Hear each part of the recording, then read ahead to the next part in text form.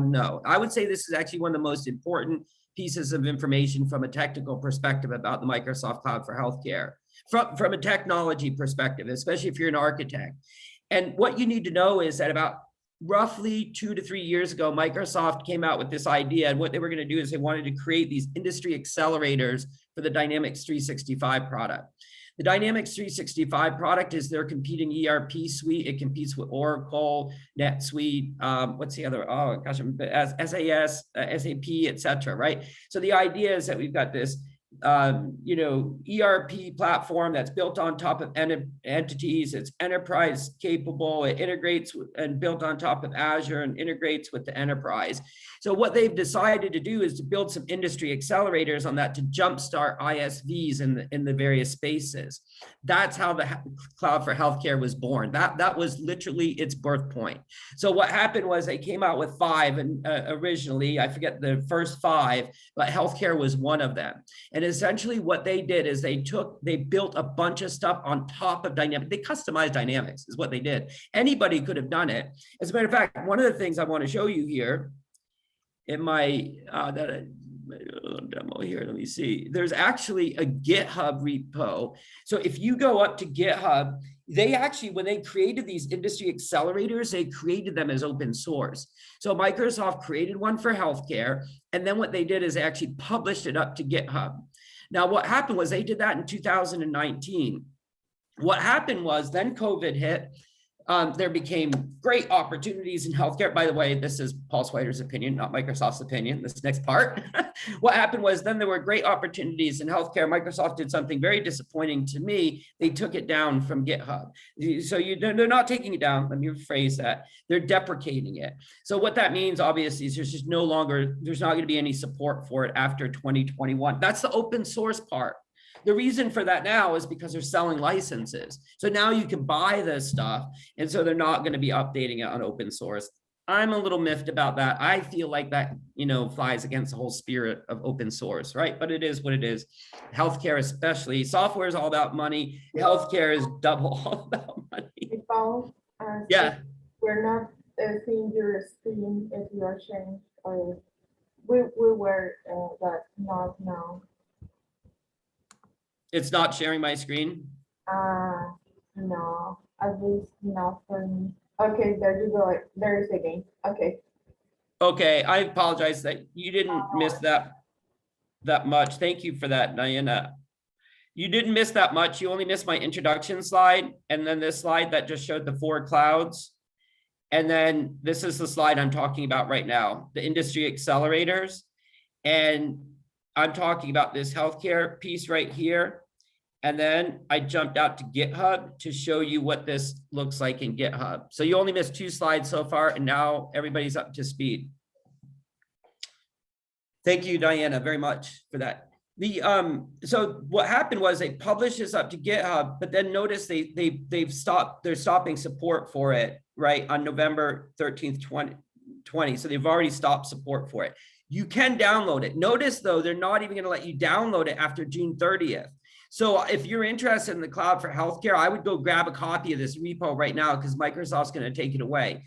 Now, obviously, they've been updating the code. I'm not saying this is going to give you the latest version of the Cloud Accelerator for Healthcare, but what it will give you is a really great way to look at the underpinnings and how this thing started, right? And maybe there even is some stuff that you can build on. But more importantly, again, this is a technical lunch and learn. We want to learn how can we dig into this stuff and really figure out what Microsoft is doing and how can we customize it and bring it in for our use, right? And so I would submit, again, one of the best tips and the biggest pieces of advice that I can give you in this session is that you check out this GitHub repo. Okay, so now I want to move on. Let's go back to the PowerPoint slides.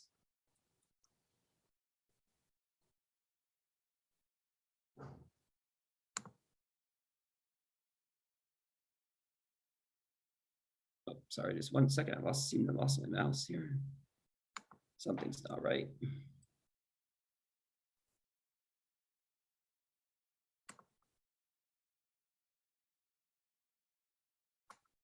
There we go. Okay, so industry accelerators. I talked about the healthcare accelerator, and we looked at that in the GitHub repo.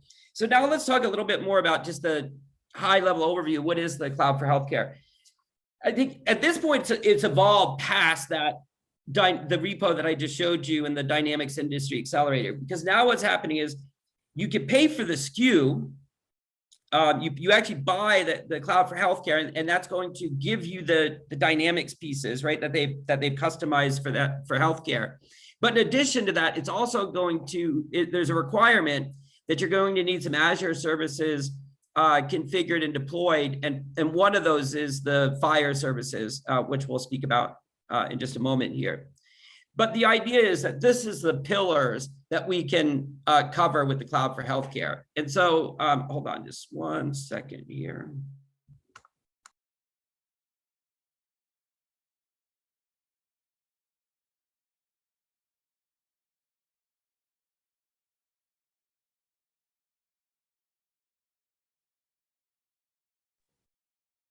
Okay, so again, these are the pillars. Notice that some of this wraps around Microsoft 365 as well.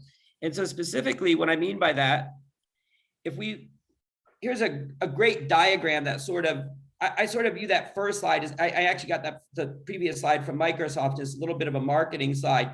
This dives into sort of the technical aspect or representation of the previous slide. And so you can see that, again, this is all built on top of Dynamics, the Power Platform. It does extend out to Azure using FHIR services and the bot services, et cetera. And the way this works is that at the very bottom level, of course, at the very lower level, we have Azure, but then on top of Azure, you have the data components. In this case, it's actually Dataverse. So the data platform for Dynamics and for the Microsoft Power Platform is Dataverse. And so Dataverse is, Microsoft is billing this as their enterprise, data strategy, if you will, data integration strategy. The best way to think about it, if you're an architect and you've been working in healthcare for some time, is enterprise ERP. I mean, essentially what they've done is they've extended their ERP infrastructure across the organization through Microsoft 365, through Azure. And, they've done that in general, just for Dynamics in all industries.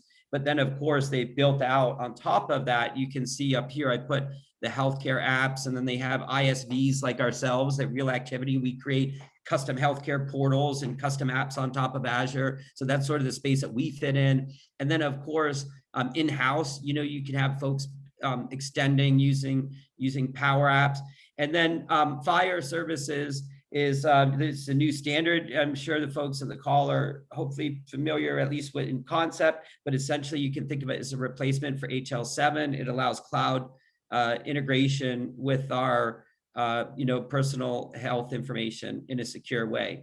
And so this is what the architecture looks like, the conceptual architecture of the cloud for healthcare. Again, completely built on top of Dataverse and Dynamics, and then extended to Azure via FHIR services. And let me be a little more clear about that. What happens is we're actually creating an instance of the Azure FHIR API. And then what we can do is we can use that FHIR API to integrate all of this stuff with our EMR, is essentially what's going to happen. So a little bit more about FHIR. What does that look like? This is an example of using FHIR with medical devices. Right, so, as you know, with HL7 and data transfers and structures, one piece of this is mobile devices. And so that we, of course, FHIR can consume streams from data sources and then aggregate that in data lake, right? There's various things that you can do at that point. And then so more on the data services as well, not only mobile devices, but also data services. Now, one of the things, excuse me, I'm recovering from a cold. One of the things you can see here at the bottom of the screen I'm sharing with you is this really cool little tutorial that you could do on FHIR services. And so again, this is in the PowerPoint slide deck, but I just want to share this with you. So if we go out and just, do a copy and paste on that URL, what you're going to find is this is going to bring you to a tutorial that you can actually do on Azure FHIR services.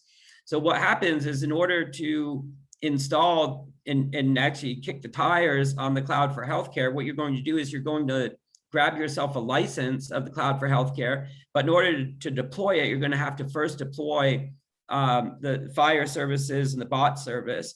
And so what's nice about this quick start tutorial is that before you do that, you can actually go through this tutorial and it will walk you through the process of going up to the Azure portal. So you can see here, this is just your home screen of the Azure portal. And then from here, you're just going to do a quick search for Azure API for FHIR, or you can just search for FHIR. It will find under FHIR as well.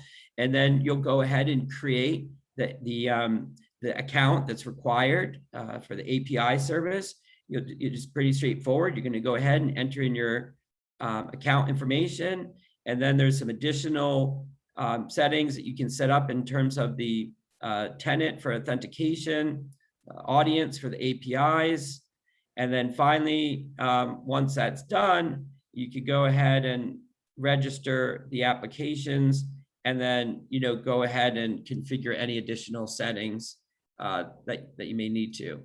And so it's pretty straightforward. Again, all you need to do is log into your Azure portal, and then what I would do is just go ahead and type in FHIR, and now you can see in Azure, I've got the Azure API for FHIR, and this is where I can get started setting that up. And again, I shared the link with the tutorial. That's actually in the PowerPoint slide deck that you just looked at. Now, let me just check the chat for a moment. Yeah, so that's an anti-open source. I'm just seeing your chat comment. Absolutely, I think that's an anti-open source as well. And in all fairness, maybe they'll publish it again. I don't want to beat up on them too badly, but yes, I was very disappointed in that.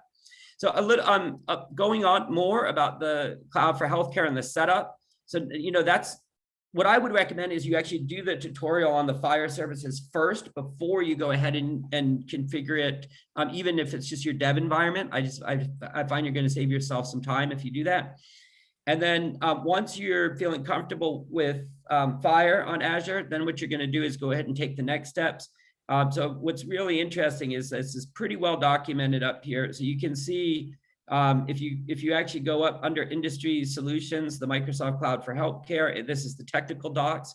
It talks about how to actually purchase it. And then here's the setup piece, right?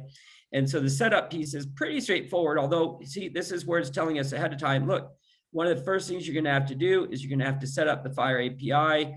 And essentially what this is going to allow is it's going to allow integration into your, in most cases, not all, but in most cases, into your EMR that will allow the integration with the cloud for healthcare. And by the way, it's interesting to note that the way that Microsoft is billing this so far, and I should say marketing this, not billing this, I use it as a pun, their messaging so far is that this is not supposed to be an EMR. So the claim from Microsoft at this point is, hey, we're not going after the EMR market. We're not trying to step on the toes of our partners, right? So partners like Epic, Cerner, GE, et cetera. They're advertising this more as an extension to your EMR. Now it's and you can imagine in the world where you're using Epic, for example, where there could be some real magic happening, right? Because if you're using Epic, then essentially, I mean, Epic's built on top of the Microsoft stack, right?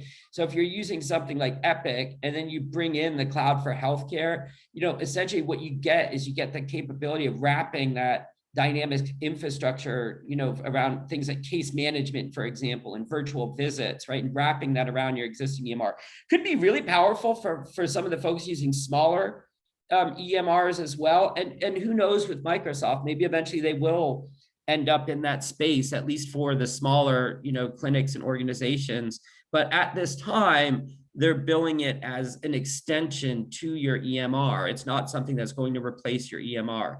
But that said, and thus even more of a reason why we need FHIR, right? So we go up to the Cloud Solutions Center, we go ahead, we deploy the cloud for healthcare, and then we go through this configuration. You can see that we have to configure teams. If we're going to use the bookings component, that's a product that's part of Microsoft 365 that allows scheduling, then we'll need to configure that. As a matter of fact, look, they actually call out Epic here. I didn't see that earlier. I just happened to mention Epic, but you can actually see that there's they call out EHR integration, and they're mentioning, they're actually specifically calling out Epic. And then, so they're just giving us a list of the features that we need to set up. And then of course, check licensing, integrate with Teams, set up bookings. These are the detailed steps. Okay, and then from there, what you can do is you can jump into, okay, how do we get started with patient engagement, which is essentially case management, around the patient stuff, etc. So super cool stuff. We got about 7 minutes left, so I'm going to start to wind up and just go over these links one more time so you have everything you need. Remember, a lot of this starts at Azure in terms of the FHIR API. Also, we haven't talked about it quite. It's a short meetup here, but it is worth noting that if you go into, for example, where would I find information on this? Here, okay. You can see that here, for example, patient access, they're talking about portals, and they're using the Microsoft Power Apps portals as a patient portal, and they're syncing clinical data with the Azure API using FHIR services. And so the reason why I'm showing you this is, again, it's just more information about the different components that you can actually configure and different things you might do with the cloud for healthcare, right? So there's the patient outreach stuff that is centered more around case management, patient service as well. And then patient access, it's more about the portal, right, and providing access. And by the way, the portal, that's what started this thought. Sorry, the portal actually integrates with the Azure bot service as well. So a lot of these COVID bots that you've been seeing over the last 12 months, a lot of these, schedule your virtual doctor visit bots that you've been seeing, those, a lot of those bots, including the majority of them running on the government sites, are Azure healthcare bots.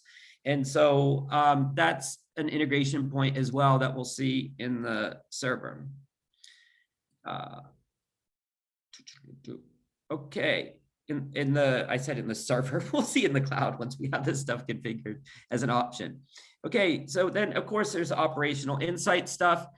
And so again, all these links are in the PowerPoint deck. Remember the GitHub repository as well. And remember, the birth of this started as an industry accelerator project. I think that's key, because if you go back and you look at that GitHub repo, and now you understand that it's built on top of Dynamics, that's how this all started. And then of course, there's the Azure components. And by the way that we extend Dynamics to the healthcare organization, and the way that the primary platform that we use to build and customize ancillary apps on top of this stuff is the Microsoft Power Platform.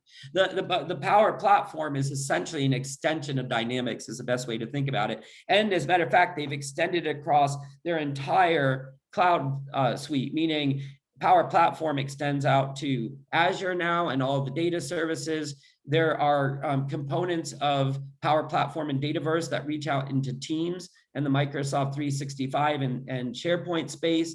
And of course, the birthplace of the Power Platform and CDS and entities and Dataverse was in Dynamics. So of course, it all exists in Dynamics. Okay, so folks, thank you very much for hanging in there for this session. We've got links in the slide decks. I'd also want you to check out this last slide, technical slide. So this sample architecture puts it all together from a technical perspective. So what you're looking at here at the bottom, we have the data services. This can be our EMR, this can be our IoT stuff, right? All of our data stores, our data warehouse. We surface that up through the Azure API for FHIR. We do that through Azure Cloud. We push that data into the common data model. That's Dataverse. It gets surfaced up through the common data service for apps. That's also called Dataverse, is the more broad term. This is a slide that's specific to Dynamics. From there, it can be pushed into an Azure Data Lake. The Azure Data Lake is Microsoft's answer to data intelligence at scale, if you will. And the way that we analyze that data is with a product called Azure Synapse Analytics. This is extremely powerful, regardless of what industry you're in. In healthcare, it's amazing. This is visualized through Power BI and surfaced up through Dynamics and through our Sales Insight and Power Apps platform. On the Microsoft 365 side of the house, this is all surfaced up through Teams, and it allows us to do stuff like case management, shared diagnoses, shared case management, virtual, all through Teams, etc. Now I am starting to sound like a salesperson. I apologize for that. And then, of course, we've got the patient portal over here, Power Apps. That's something we're extremely passionate about. We're actually building our new website and our partner portal on top of Power Apps. Power Apps portal. So we're extremely excited about that. So again, folks, please join our mailing list, help spread the word. Our mailing list URL is here. Here's the URL to our Discord server. And I can't thank you enough for being part of today's presentation. We are winding up now. My email is up on the Meetup site. If you have any questions or would like to follow up after the lunch and learn, please don't hesitate to email me. And so once again, one final thank you. Cheers. Thank you, Paul, for sharing this important topic. Yeah. Do you guys have any questions? Yeah, Paul, this is Johan Sona speaking. I had a question. There's in your diagram there near the end, there's a common data models. Common to who exactly? Because it might be common to Microsoft, but it may not be common to others.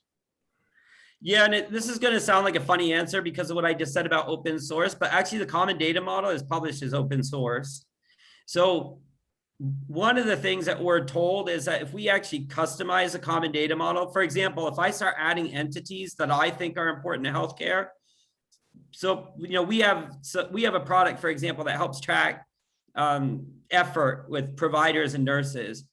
So if I wanted to extend the common data model with my entities to track the providers, that would become open source under the open source agreement. And so a lot of us ISVs are really careful about this, right? Because we know whatever we customize in the common data model will become open source. Now, it is CDS, so when I say open source, I mean it has to run on Dynamics, right? You're not going to be able to pull this stuff into an Oracle NetSuite. I mean, not that I know of, unless you have a tool to convert Dynamics entities or whatever. So from that perspective, it's open. It's open in the sense of open source, and it's open to any folks that are using Microsoft Dataverse. Yeah. Right. That was the crux of the thing. Is your data models are defined by Microsoft versus NIH, the VSAT, the ARC and their middling mediocrity, or whoever you name your big institutions, or Mayo and or MITRE, whoever. So as it should be. And I don't get me wrong. I'm not a waiver in the Microsoft flag. I diss them where it's deserving, and I stand up for them where they deserve it. And I will stand up here. Because the reality is that if you publish an open data model as open source and you're working with the federal government, which they are, and you're working with Epic, Cerner, Mayo, right, all of them, you're going to get contributions to the data model. To your point, though, do not confuse it with FHIR. That's totally different, right? FHIR is the industry standard that Microsoft participated in with all the other vendors. FHIR is the agnostic standard, the gold standard. CDS and the common data model is Microsoft's implementation of a common data model that fits FHIR, right? So it has to work with FHIR, or none of this, it all falls apart, right? So I think that's how I would answer that. Let's not forget we have FHIR, which is industry standard stuff. And let's acknowledge that the Microsoft stuff is separate from that. But I'll even give you some credit, and I'll say, you know what, I agree with you. They need to be careful, because look at what they just did with the healthcare industry accelerator. you know, that scares people, right? You can't be pulling product off of GitHub, but then try to make us feel comfortable at the same time about publishing parts of the common data model to be shared. So that part I'll agree with you on all day long, but I would push back a little bit on the common data model. I think they've done some good work with a broad range of partners, if you will. Yeah, I mean, ideally, those probably should be profiles in essence. If that's another way of saying that's just a profile, an additional, like a clover leaf on top of FHIR, then I buy the argument. And if that's how they're positioning it, that chews better, the mouth feels a little better. You know. Yeah, and dude, just so you know, you're not, I hear this all the time, you know, it's a big concern at the highest level. I'll put it to you this way, it's a big concern at the highest level with partners. So, you know, I speak a lot all over the world. I speak at some of these partner events. I get invited and I speak to like the top partners with Microsoft. And every time we have a conversation about CDM, this comes up, right? But the concern there, and it's not industry specific. It's not, the concerns are not about healthcare. They're not about automotive. They're not about finance. But the concern is about who owns the model, right? The concern is if I'm Ford and I'm pushing, or Tesla, and I'm pushing out stuff that I think, you know, is good for us, you know, do I have to share that with the world? Microsoft's answer is yes. They're saying anything you customize in CDS or CDM is open source at this point. And so it is, what I'm trying to tell you is that we have this conversation a lot, but it's more slightly different. It's more in that context, you know, than it is about the, you know, the point that you're making. Okay, thanks. Yeah, and I feel your pain. And by the way, thank you so much for being here. Please come back next week and ask more questions and we can talk more. That will be great. Okay. All right, cheers. Thank you, everyone. Thank you, bye.